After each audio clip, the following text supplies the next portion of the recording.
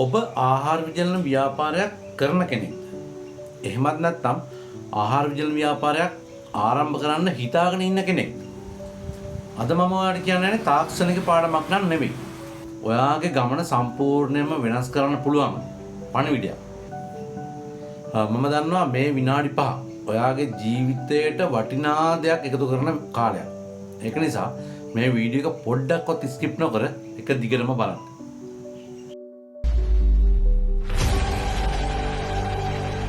අයිබෝන් කියලා පිළිගන්නවා අදත් APY Press Save YouTube channel එකට ආදරෙන් ඔයාලා හැමෝම ඉතින් අදත් ඔයාලට වැදගත් දෙයක් කියලා දෙන්න හදන්නේ. මම මුලින්ම කිව්වා වගේ ඔයාලට මේ වීඩියෝ ගොඩක්ම වැදගත් වෙයි. ඒක නිසා වීඩියෝ එක මුලින් ඉඳන්ම අග වෙනකම් බලන්න, ස්කිප් කරන්න එපා. ඒ වගේම තමයි APY Press Save YouTube channel එක subscribe කරලා bell icon එකත් all දාලා තියාගන්න. අපි කියන අලුත්ම වීඩියෝ ඔයාලගේ ළඟටම ගෙන්න ගන්න පුළුවන්. එහෙනම් අපි කතා කරමු අපි අද වීඩියෝ එක ගැන.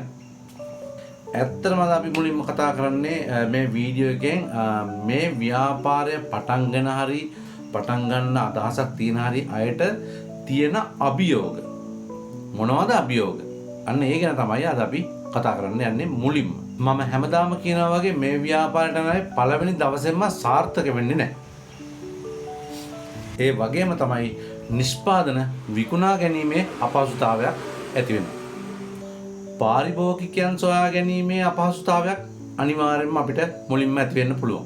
ඒත් ඒ හැම දෙයක්ම සාර්ථක ව්‍යාපාරයක් ගොඩනගන ගමනේ අපිට හම් වෙන සාමාන්‍ය පියවර. ඔයාට වගේ ආහාර විජලන ව්‍යාපාරය දියුණු කරගන්න හෝ ගොඩනගා ගන්න ඒ තුල රැඳෙමින් ඔයාගේ ව්‍යාපාරය ඉදිරියට අරගෙන යන්න වැදගත් වෙන කරුණු 5ක් මම කියන්නම්. මේක හොඳට අවධානයට ගන්න. හරිද? මේක හොඳට අවධානයට ගන්න. මේ කරුණු 5ත් එක්ක ඔයාගේ ව්‍යාපාරය ඉදිරියට අරගෙන යන්න.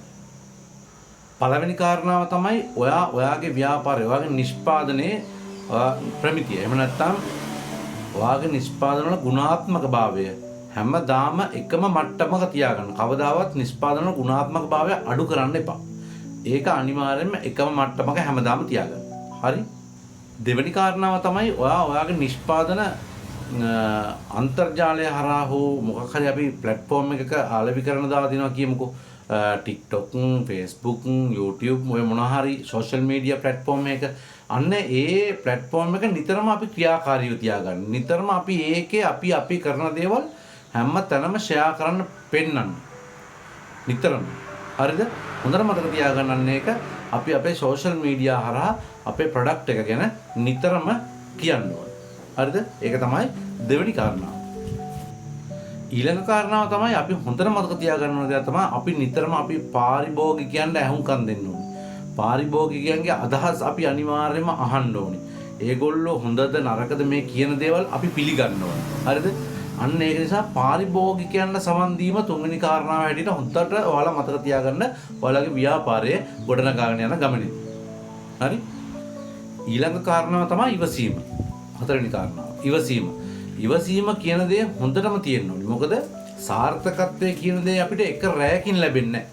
අපි උත්සාහ කරලා, අපි දඟලලා, අපි මහන්සි වෙලා, අපි පුළුවන් තරම් කරන තරමට තමයි ප්‍රතිඵල ලැබෙන්නේ. ඒක නිසා හැම වෙලාවකම ඉවසන්න ඕනේ. මොකද අපි මේක අද කරනවා අද සාර්ථක නැහැ කියලා හෙට අතහැරලා දාන එක නෙමෙයි වැඩි. අපි නිතරම මේක හොඳ ඉවසීමෙන් අරගෙන යන්න ඕනේ. මොකද ඉවසන තරමට තමයි ප්‍රතිඵල තියෙන්නේ. මතක තියාගන්න ඒක වැදගත්ම කාරණාවක්. ඉතින් පස්වෙනි කාරණාව හැටියට මම ඔයාලට කියලා දෙන්නේ තවත් වැදගත්ම දෙයක්. හරිද? අපි මේ ව්‍යාපාරය ඇතුලේ නිෂ්පාදන හදන එක හෝ ඉදිරියට ගෙන යන එක හෝ හරිද? අපි නිතරම හැමදේම ඉගෙන ගන්න. මේක ඉගෙන ගන්න එක මොන අවස්ථාවකවත් නවත්තන්න බෑ. මොකද අපිට ඕන හැම වෙලාවකම අධ්‍යාපනය. මේ අධ්‍යාපනය තුලින් තමයි අපි ප්‍රවීණයෝ වෙන්නේ. අපි ඉස්සරහට යන්නේ. ඒක නිසා අපිට මේ ව්‍යාපාරය ඇතුලේ ඉන්න අපි අනිවාර්යයෙන්ම හැම වෙලාවෙම දන්න දේවල් පුළුවන් දේවල් අවශ්‍ය දේවල් හොයලා ඉගෙන ගන්නවා. ඒක නිසා මම කියන්නේ අධ්‍යාපනය. මේක ඉගෙන ගන්න එක නවත්තන්න එපා. හැම මොහොතකම මේක ඉගෙන ගන්න බලාපොරොත්තු වෙන්න මේ වැඩේ කරගෙන යන්න. මේකේ සාර්ථකත්වය අනිවාර්යයෙන්ම ඔයාගේ ළඟට එනවා. ඒකේ කතා දෙකක් නැහැ. ඉතින් ඔන්න ඔක තමයි මම කියන්නේ මේකේ රැඳෙන්න ඕන කාරණාව. මෙහෙම අද ඔයා පොඩි කාමරයක පොඩි ගෙදර ඇතුලේ පොඩි තැනක ඔයාගේ මේ වැඩේ කරගෙන යනවා වෙන්න පුළුවන්. ඒ වගේම තමයි නිෂ්පාදන එකක් හෝ දෙකක් ඔයා විකුණනවා වෙන්න පුළුවන්. හැබැයි ඉවසීමෙන් කල්පනාවෙන් ඔයා හරියට අධ්‍යාපනය ලබාගෙන මේක ගමන ඉස්සරහට හරියට යනවා නම් නවත්තන්න නැතුව. හරිද? එතකොට ඒ සාර්ථකත්වයේ හෙට ඔයා දවසක මුළු රටේම ඔයාගේ නිෂ්පාදන විකුණන්න පුළුවන් ඒවාට. හරිද? ඔයා ඉවසීමෙන් කල්පනාවෙන් ඔයා මේ හැම කාරණයක්ම ඔළුවේ තියාගෙන ඉස්සරහට යනවා නම් ඔයාගේ නිෂ්පාදන හෙට මුළු රටම දන්නවා වෙන්න පුළුවන්. එතකොට අපිට පුළුවන් හිතන්න නේද ලොකු මුදලක් අවශ්‍ය නැහැ ව්‍යාපාරය කරගන්න අවශ්‍ය වෙන්නේ අපේ උත්සාහයයි උනන්දුවයි කියලා වාට තේරෙයි. නේ? ඒක අනිවාර්යෙන් හොඳට මතක තියාගන්න. ඉතින් ඔන්න ඔය කාරණාත් එක්ක බලනකොට මට ඔයාලට සරලව කියන්න තියෙන්නේ මොනම වෙලාවකවත් ඔයා වාගේ හීනය අත්තරින්න එපා. හරිද? ඒ වගේම හොඳ නිෂ්පාදන හදන්න. හරිද? ඒ වගේම ව්‍යාපාරයේ බලාපොරොත්තුවෙන් ඉන්න. ව්‍යාපාරයේ තියෙන ඔයාගේ හිතේ තියෙන බලාපොරොත්තුව කොයි වෙලාවකවත් අඩපණ කරගන්න එපා. මනසින් බිමට වැටෙන්න එපා.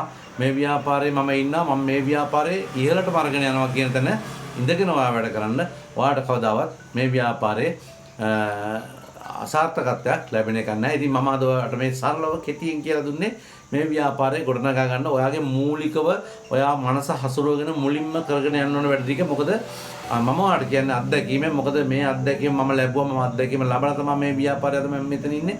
ඉතින් ඒ අත්දැකීම තමයි ඔයාලට දෙන්නේ. ඔයාලා ඒ අත්දැකීම උඩින් ඔයාලා යන්න ඔයාගේ ගමන ඔයාට අනිවාර්යයෙන්ම හොඳ සාර්ථක තැනකට යන්න පුළුවන්. එහෙනම් ඉතින් අද වීඩියෝ එක බලනවා නම් වීඩියෝ එක ගැන මොනවද කියන්න තියෙනවා නම් අදහස වගේ කමෙන්ට් කරන්න කමෙන්ට් සෙක්ෂන් එකෙන්. ඒ වගේම වීඩියෝ එකට ලයික් එකක් දාන්න, තව කෙනෙකුට බලන්න ෂෙයා කරන්න අමතක කරන්න බෑ ලින්ක් එක. හරිද? ඒ වගේම තමයි APY Press Save YouTube channel එක subscribe කරලා තියාගන්න. bell icon එක තෝල් දාලා තියාගන්න.